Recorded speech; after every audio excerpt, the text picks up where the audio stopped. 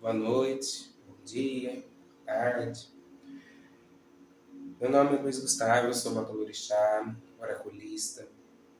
E hoje, a pedido de muitos e meus filhos de santo, eu gostaria de começar a trazer alguns conhecimentos importantes a todos nós sobre a espiritualidade. Lembrando que sempre que tiver alguma dúvida, deixe seu comentário, que eu responderei, gravarei um vídeo se necessário para tirar todas as suas dúvidas, tá? Então, hoje, para começar, eu gostaria de trazer o conhecimento sobre os fios de contas, as guias. O que são, para que servem. Vamos lá. O fio de contas, tá? Ele é um item agregado de axé. Quando a gente realiza o ato de cruzar o fio de contas, né, como a gente chama nas matrizes africanas, quando a gente realiza o ato de cruzar um fio de contas, nós estamos agregando energia, agregando axé a esse fio de contas, para que ele se torne não só apenas um item inanimado, mas um item que carrega muito axé. Seja para nos proteger, seja para nos ajudar a conectar com a nossa espiritualidade, com as nossas entidades, com os nossos orixás, como também representar nossas entidades, nossos orixás. Então, vamos lá. Como veio o fio de contas aqui para o Brasil? Assim como aconteceu em muitos outros países onde o fio de contas chegou ali, né, junto com algumas tradições africanas.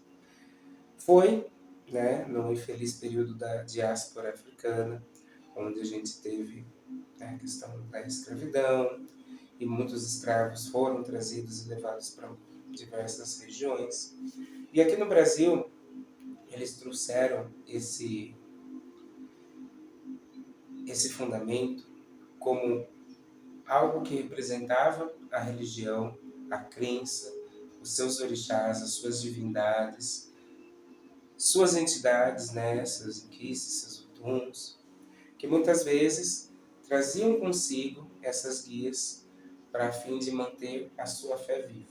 O problema é que, nessa época, a prática religiosa era restrita, né?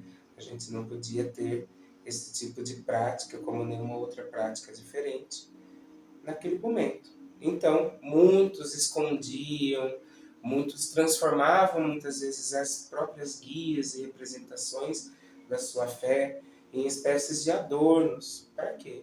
Para poder não sofrer as consequências que aquela época implicava aqueles que seguiam outro tipo de fé. Mas na África, em alguns reinos, o adorno, né, o fio de contas, ele era usado como um símbolo de hierarquia e poder. Na tradição bantu, ele era um grande amuleto e elemento de proteção.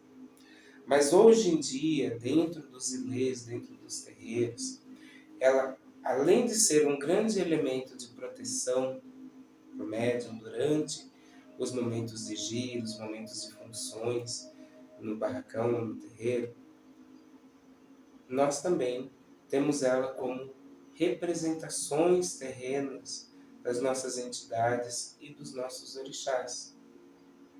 Porque elas carregam a axé, elas carregam a energia do nosso orixá, das nossas entidades, e foram cruzadas especificamente para ter essa energia, auxiliando muitas vezes o filho de santo, o médium, a se conectar com a sua espiritualidade e se conectar com as suas entidades, com os seus orixás. Tendo em vista, né, essa função, a guia não é simplesmente um adorno, ela é um elemento de proteção e um elemento de conexão.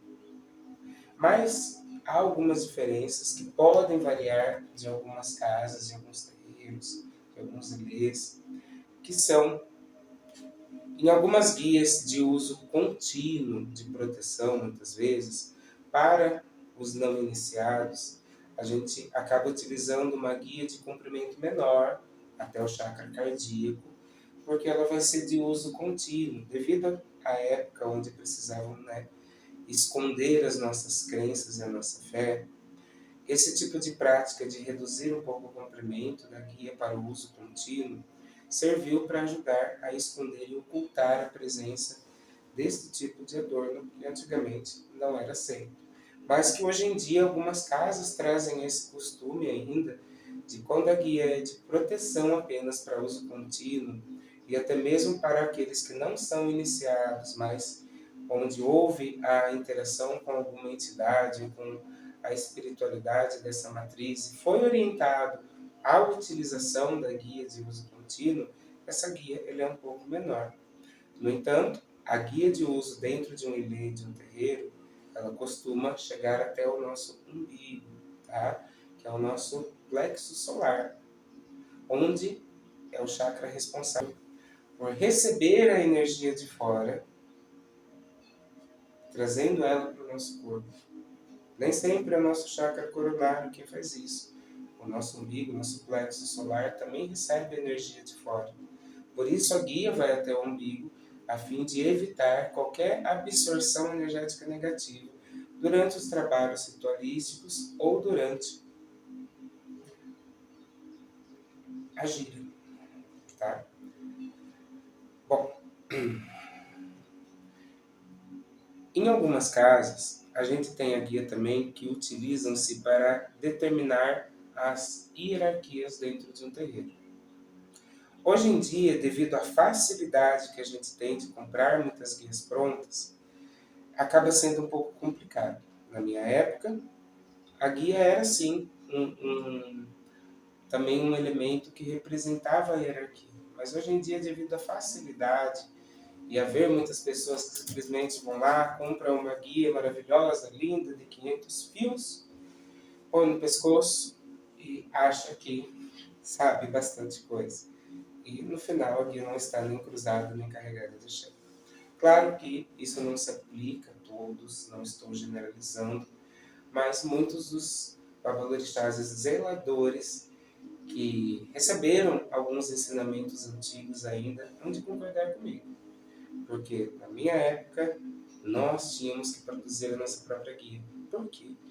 Porque assim ela carregava a nossa energia do começo ao fim em sua produção, não apenas no momento de receber o axé.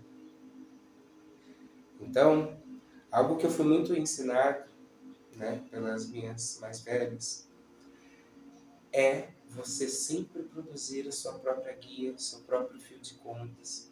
Porque é nesse momento também onde você vai se conectar com a sua entidade, onde você vai se conectar com o seu orixá. E durante esse momento do silêncio sagrado para a produção da sua guia, o foco, a concentração se fazem muito importantes. Porque ali já começa-se a agregar energia para o seu elemento sagrado. Porque a guia, dentro de um ilê, ela é um elemento sagrado. E deve ser respeitada como tal. Seja dentro ou fora de um terreiro. Ah, mas quais são os cuidados que eu devo ter com a minha guia? O primeiro deles é jamais deixar outra pessoa tocar na sua guia. Ela é um elemento de extrema proteção que carrega a sua energia. E não é aconselhável que uma energia desconhecida e por vezes até nociva encoste nela. Tá? Ela é um elemento de uso pessoal e intransferível também. Tá? Algumas casas têm seus ensinamentos diferentes, onde algumas casas, né, muito antigas, como eu aprendi também, as guias recebem um alimento energético, um alimento espiritual muitas vezes. E há outras casas onde esse tipo de cuidado se baseia no banho de ervas, se baseia no ato de purificar a guia, banhar a guia em ervas, canalizar a guia novamente com a entidade, com o orixá, para que a energia dessa guia seja renovada. E isso você deve perguntar ao seu babalorixá, ao seu zelador, como funciona na casa que você frequenta. Porque existem algumas diferenças por conta de nações diferentes, onde nasceram algumas tradições, tá? E existem algumas mudanças de nação para nação e, portanto, de terreiro para terreiro, de casa para casa, de ilê para ilê, tá? Hoje eu vim trazer este conhecimento para vocês. Mas também vamos falar um pouco sobre a cor. Isso também pode mudar dependendo da casa, tá? Mas cada orixá tem a sua cor, tem a sua representação de cor. Cada entidade também tem sua representação de cor. Muitas vezes a gente vê a representação de cor para Exu e Pombagira Catiço sendo representado só pelo preto e vermelho. Mas a gente não pode esquecer que quando a gente entra na parte dos Exus e Pombagiras Catiços, a gente abre um leque de diversidade também dentro das nossas matrizes, onde essas entidades nem sempre estão ligadas essencialmente a essas cores de guia. Depende muito de cada entidade em si, tá? Por exemplo, minha dama da noite, ela gosta do preto, do dourado, então as guias dela são tradicionalmente nessas cores, ou inteira preta. E isso pode variar de entidade para entidade, a partir do gosto daquela entidade. Por isso, é sempre importante conectar-se com a sua entidade, aprender os fundamentos da sua casa, antes de sair fazendo um monte de guia, um monte de fio de contas, que muitas vezes não tem o fundamento necessário. Lembrando que dentro da espiritualidade, acima de tudo, a gente precisa de paciência, porque não existe o mestre em nada. A espiritualidade é um campo muito grande. O que a gente é aqueles que sabem um pouco mais. Mas mestre, ainda estamos todos muito longe de ser. Porque a espiritualidade é um campo muito abrangente e muito grande. E eu falo da paciência porque quando a gente fala da espiritualidade, devemos entender que todo dia é um dia novo de aprender. Por conta disso, a paciência é necessária, porque assim a gente entende que nós estamos em constante aprendizado e em constante evolução. Tá?